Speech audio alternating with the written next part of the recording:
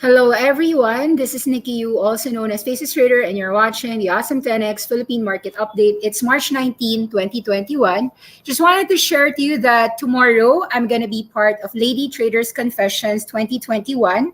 That means that I would speak, and my topic would be how to profit from market crashes, choppy markets in 2021. So the proceeds will go to my charity, which is Chinese General Charity Ward. It's a hospital. So I'll be helping a classmate of mine who actually is suffering from several illnesses, diabetes, dialysis machines, and so forth. He needs like dialysis all the time. So just wanting to invite all of you, if you have the time, you can check out on our Facebook page. It's an event by Lady Traders Confessions 2021. I'll be just one of the few speakers out there. So just take a look. Lady Traders Confessions 2021 is happening tomorrow. So that would be Saturday, 9 a.m. It's March 20 until March 21. It's a weekend. There's a purchase of about 1,490 pesos. And then you can check it out. It's an online event. And you've got a lot of traders, investors talking about their own experiences and lives. So there, hope that you can check it out. There's a lot of speakers and that would be me. And then there will be a live discussion perhaps next time. Yeah. So I'll see you guys there. So if you have any questions, just ask over there. Okay. It's this event. So it's March 20. That will be tomorrow, and March 21. So it's a weekend event. Okay, so let's begin. The Philippine markets. Okay, the Philippine markets has obviously tanked. We said that actually for quite a while that we were wondering on how long this fake soccer rally would last, because we felt that this recovery in demand is nowhere in sight with the surge in rising COVID cases. And it seems that the market has dutifully dropped as well. So let's take a look at that. Your index is now dropping 200 points or 3% down. It's now 6,436 points. Now, with a slew of red, there are some names that are actually up. So it's a red and green market. You've got a Christmas tree. Let's take a look at your stats, your index. All right. So your index tells you 10 billion pesos on the downside. A couple of days ago, you were seeing that value turnover was already 5 to 6 billion, which suggests that there was no one who's looking to bargain hunt into the market. As of today, did anyone actually bargain hunt into the market sell-off of about 10 billion pesos? You've got foreigners selling the shares down 1.3 billion pesos. The biggest losers, okay, let's take a look at that. Index movers, please, let's read it. Your consumer staples got a flurry of demand. Your URC, your Meralco, your Pure Gold, just like the March 2020 pandemic episode. Your consumer staples, which are your Payless, Lucky Me noodles. Especially, by the way, Mondenisan is looking to slate an IPO in the Philippine market. So that would be a good thing in the PSEI. Now, your URC is 130, Meralco is 280, your Pure Gold is 37. There's a flight to risk aversion, and these companies are your flight to safety in the Philippine market.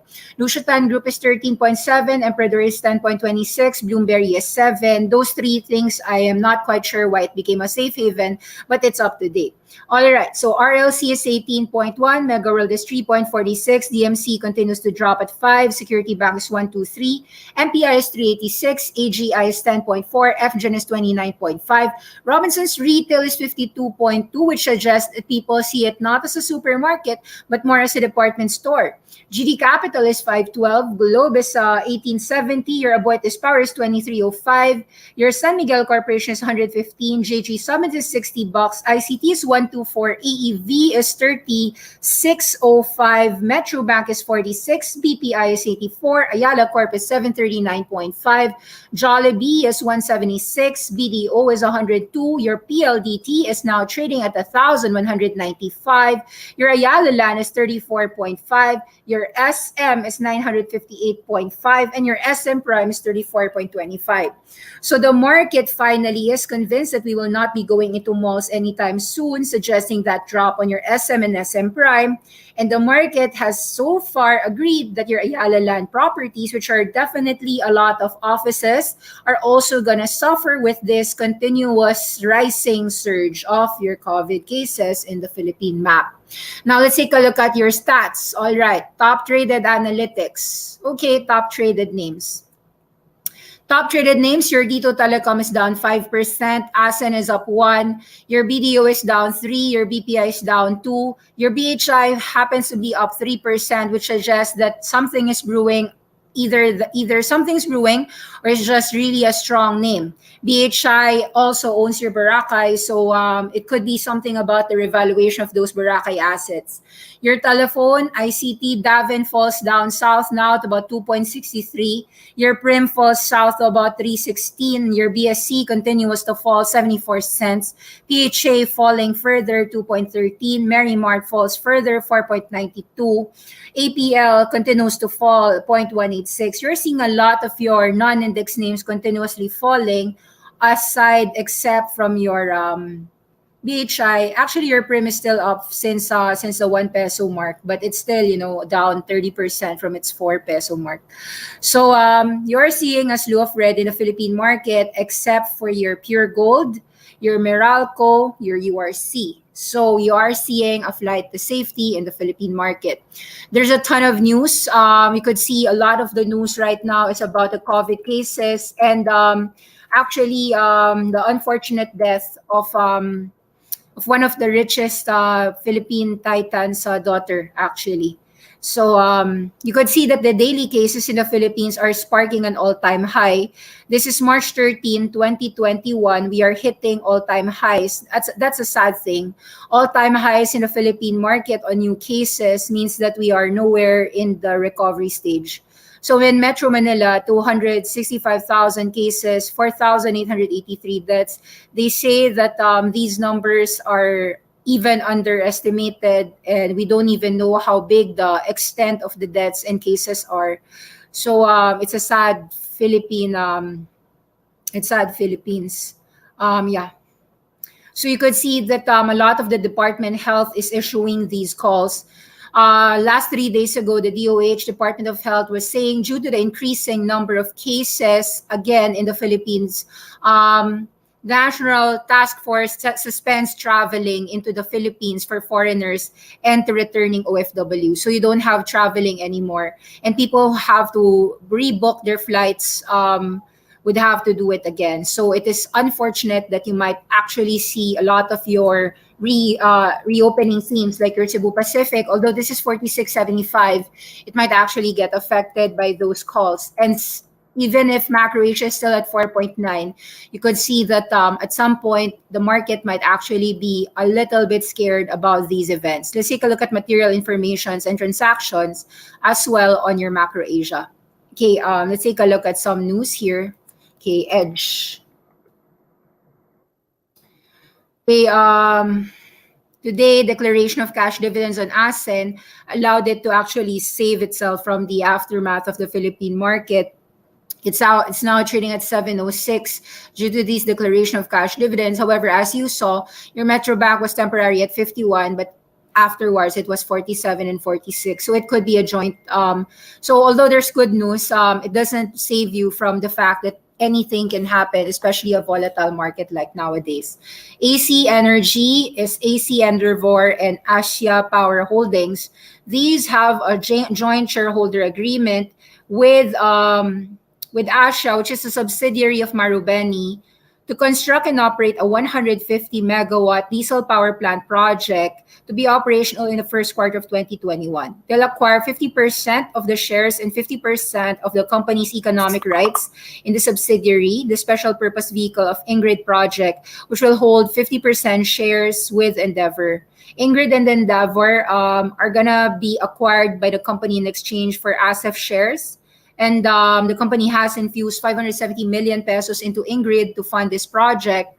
The transaction will not likely result in substantial lessening of competition.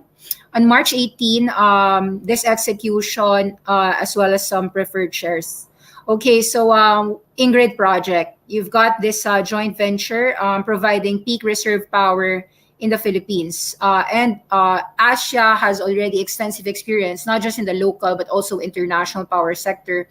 Tells you the credibility of AC Energy with all its partners. So it's a positive thing.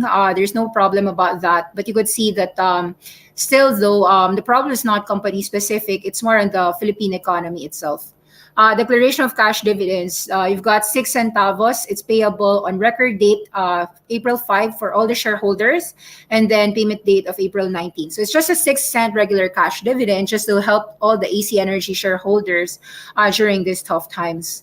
All right, so let's take a look at some press releases right here. Let's read it together, as well as some prime material informations and transactions. Okay, so Chelsea is executing an effective stake sale to Go Group. So they're selling it all, selling all those to Go around 8 peso 50 cents per share.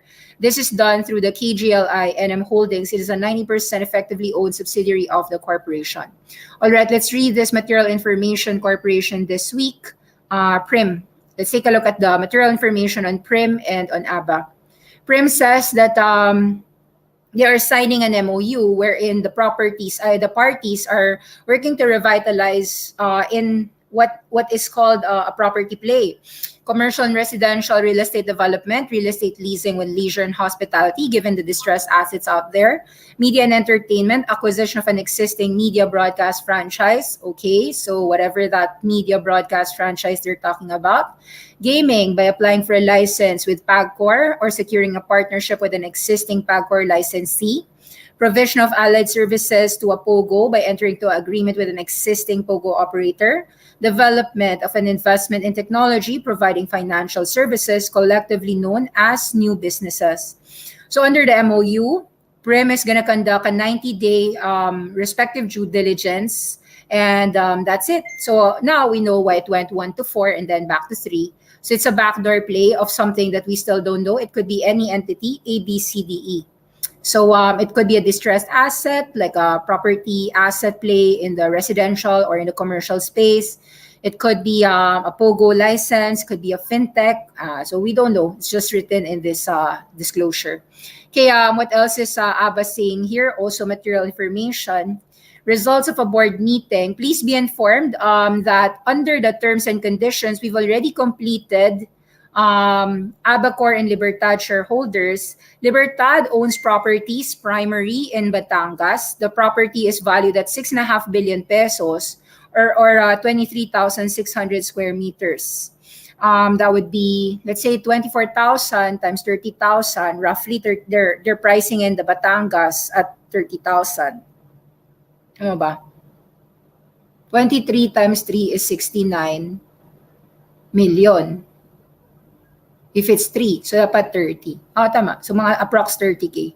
Okay, so that's how they are valuing those assets, and Abacor is just sharing that information to the world. Okay, so that is a valuation report that they're sharing. Then again, guys, there are so many properties in the Philippines that are actually undervalued. So it is not so sure that just because you are an undervalued property, take into consideration that Philinvest land is massively undervalued, DMW is massively undervalued, but the market might not actually value you based on your market cap might not actually be reflective of your actual asset valuation today because of how illiquid the Philippine markets is. So that's unless they probably make a stake sale and then they collect 10 billion pesos in cash or 6 billion pesos in cash, that's when the market will really pay for that cash rather than the valuation. So just telling the people that there might be some values in properties in the Philippine market, but it can't be unlocked because there's no buyer or it's just a valuation report.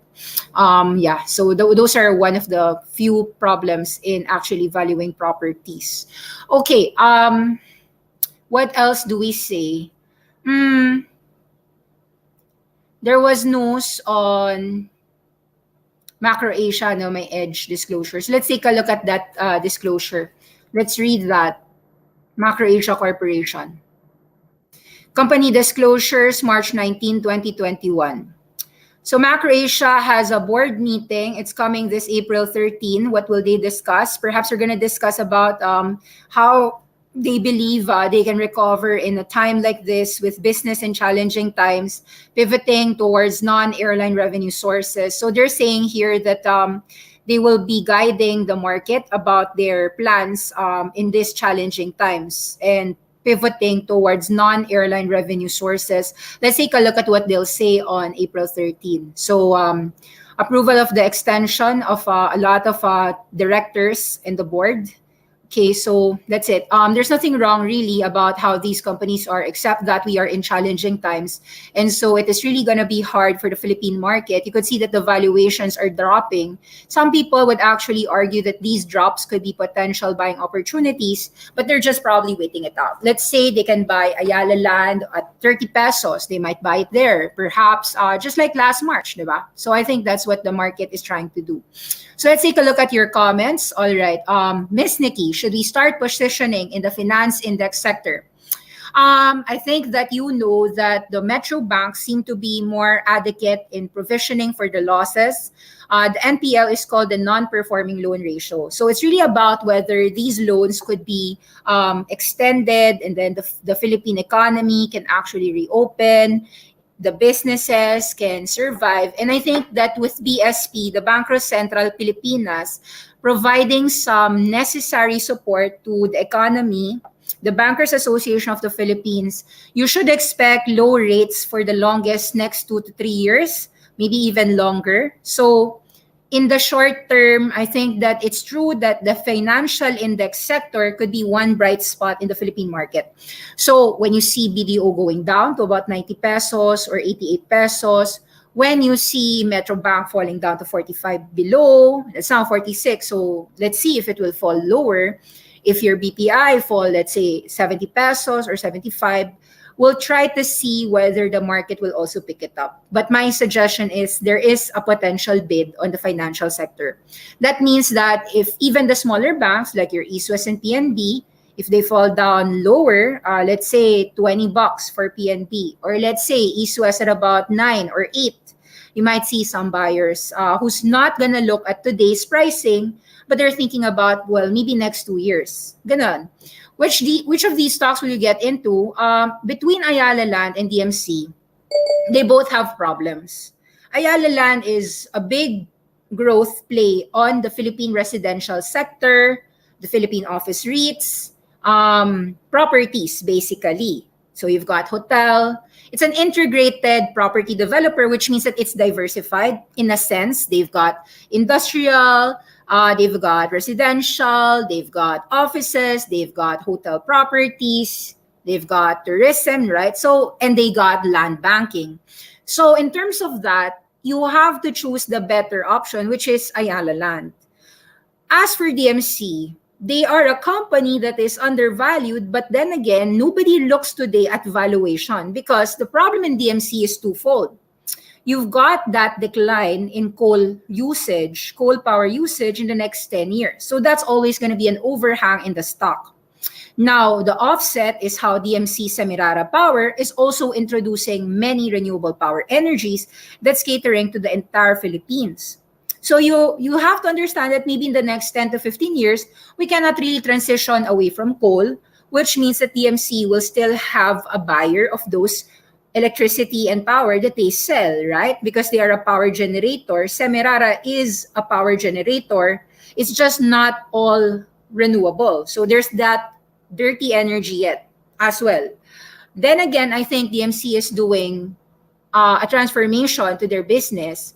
And so any drops of DMC would have buyers at about 4 pesos, 4.5. You saw that when DMC fell to 380, we kind of were contrarian in saying that, well, we understand there is that negative clean, and there's that negative movement because of the transition to clean energy, which we support. That's why we supported ASEN as a pick, as a long-term pick. But then again, we do see that in the next 10 to 15 years, the Philippine market cannot just rely simply on renewable energy. I don't see our Philippines actually 100% renewable. It could be 90, still, it could be 70% or 80%. 80% coal, and then 20% renewable. So there is that transition, but it's not certainly gonna happen overnight. That's it. What can you say about ASEN divs? It's just congrats for ASEN, but at the end of the day, there's still a lot of sellers in ASEN at 7.5 and 8. Do you think that Globe here at about 1870 is a good entry already? Actually, that is a great question. PLDT and Globe seems to be attractive here at about 1870. It can go down to 1750 pesos, but looks like it's okay because from a perspective of providing broadband internet to the Philippine economy, I think that is as good as any utility provider. It is similar to your Meralcos, and therefore I don't expect a lot of gains, but I do expect gains of about 10 to 15% in a year. So if you buy Globe today at 1870 as well as your PLDT at 1195 today, it looks like a good idea. Yes. So just like what we said before, no matter how big the drops in your pure gold was, eventually people will buy it. And today it was an awesome way to see that your pure gold actually went up to 37 pesos in a market climate of defensive moves. Okay, so high Davin sell-off is due to allergic na bank institutions sa share dilution. It's possible that they don't know what Davin wants to do. They don't know how many shares are going to be sold for Davin. So the risks are there. They don't know if it's 150. They don't know if it's 250. Those are valid questions. After they understand what Davin plans to do, how many shares, that's when they will perhaps value this Montosco unit versus Emperador and perhaps versus Lucio Tan Group. So those are the three, and AGI in a sense. Those are the only companies in the Philippines that are in that liquor segment. Hello, thank you, Pao. Paolo is my classmate. We have global market updates, so do check out our global market updates as well. We've got Awesome10X market investing updates. Hey, I forgot, if this is your first time viewing the channel, this is just the Philippine market update. Every Friday, we've got a free Friday class. We're going to teach you selling strategies. We're going to teach you how to profit from a market crash. In which companies do we want to accumulate in a huge crash potentially in 2021? So are you ready to get your Roblox? Are you ready to buy your Teslas, your first ever Tesla if you haven't bought your Tesla or Palantir yet? So those kind of types names. So we'll talk about that next 5:30 p.m. later on, Philippine time. Yon. So your thoughts for MG. I know nothing about Millennium Global. Your take on DD REITs. Double Dragon REITs are going to be similar to office REITs worldwide. REITs are not expected to make a lot of money. It's stable as long as there's a commercial tenant. With Double Dragon REITs, I think their plan is to keep on acquiring land, banking. So it's a prime property that is a commercial grade A office property. That's the one, DD Meridian Plaza in Mall of Asia nearby. In terms of quality of assets, it is prime grade. And that's also what Ayala's been doing. They're doing REITs right now. I think in general, you just have to understand that office REITs are in a cyclical downturn today. With the shift of remote work, there's still that secular trend of how many Filipinos or how many companies are actually going to the offices with the rising surge of COVID cases. So while some people would say that, the cases will be over in 2021 or 2022 or 2023, it's really a question mark today. So that's my take. I mean, for some people, they're bullish. For others, they might just wait it out.